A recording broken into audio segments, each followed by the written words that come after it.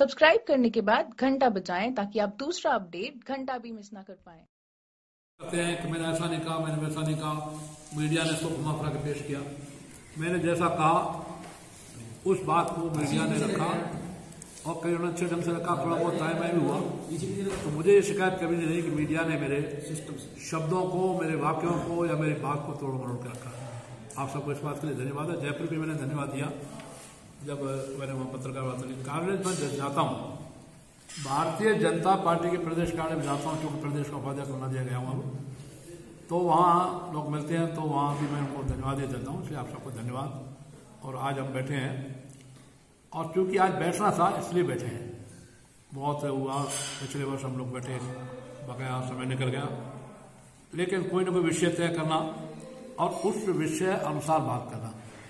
इसलिए कल मैंने पंकज को, मेरे जो निजी सचिव है, उनको मैंने कहा कि आप लोग एक तो गोवंश का संवर्धन और संरक्षण और एक अखाड़े प्रारंभ करेंगे। एक विचार आया है कि पुरातन काल में हमारे कस्बों, हमारे गांवों, हमारे शहरों के नज़दीक बगीचियाँ होती थी और उसमें अखाड़े होते थे कुश्ती के, दंगल के। अब फिर परिवर्तित होते होते लगभग अखाड़े बंद हो गए या वो बगीचियाँ बंद हो गई जहाँ कई साधु सन्यासी बैठते थे। तो अलवर जिले में हम लोग मिलकर के और बजाय जिम के, जिम जो पाश्चात्य सभ्यता का अंग बना, शरीर सौष्ठव के लिए, शरीर को मजबूत करने के लिए जिम प्रारंभ हुआ है। लोग जिम में जाते भी हैं, कई लोग जिम के उपकरण घर पे भी रखते हैं, परंतु अखाड़े प्रारंभ करें, ये विचार आया।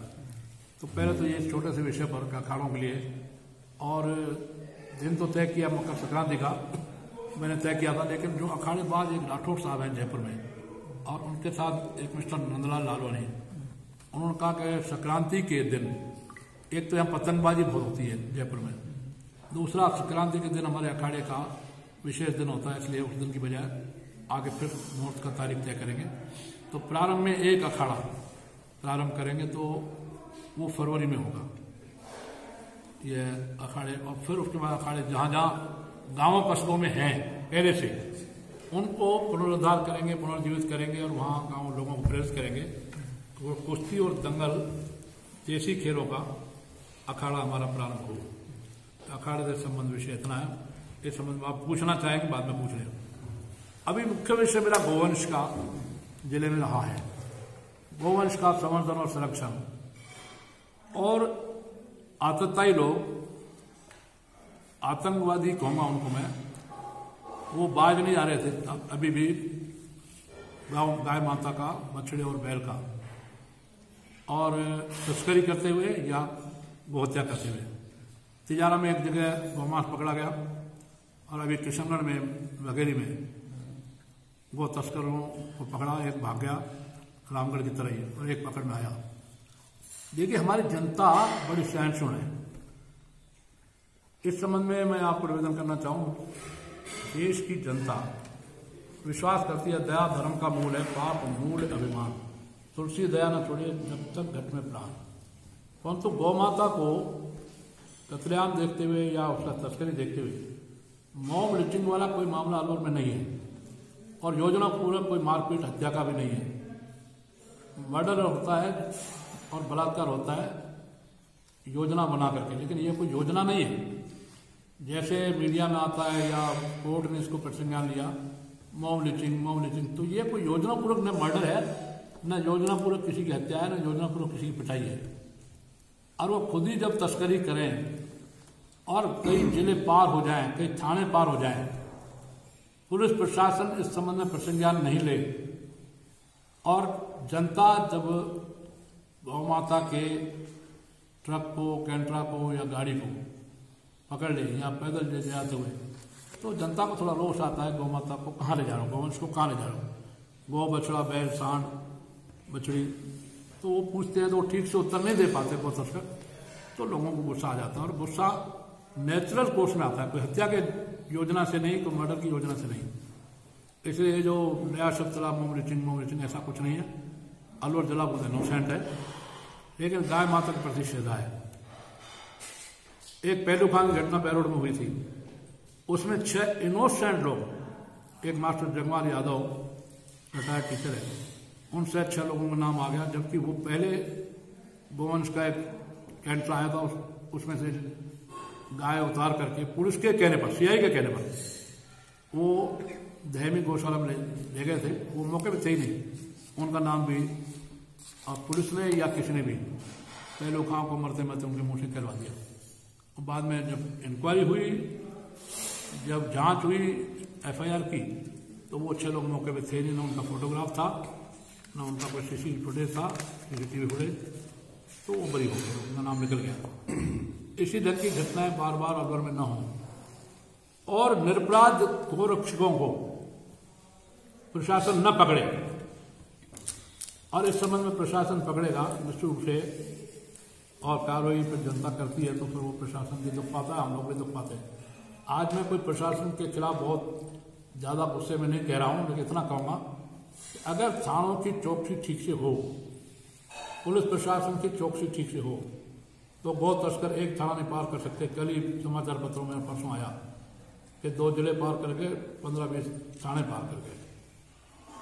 यह स्वाभाविक है कि लोगों को गुस्सा आता है, और यह स्वाभाविक नहीं है कि उस कैंटरा से या ट्रक से गाय को लोग उतार करके गौशाला भिजवाते हैं।